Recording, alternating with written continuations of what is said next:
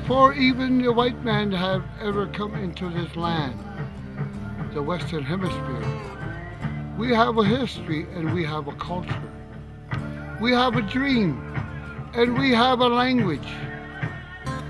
Over millions of languages that our tribe speaks in the various telepathic communication of the original dream and vision.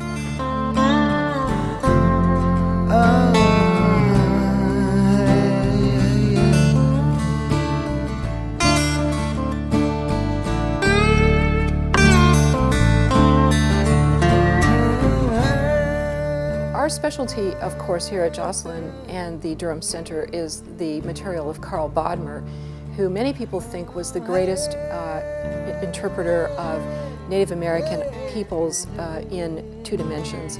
Now, when he was doing his work in the early 1830s, there were many other people, in addition to Carl Bodmer, who were painting the native peoples of America, because during this period, those people were being taken from their homelands and moved to reservations.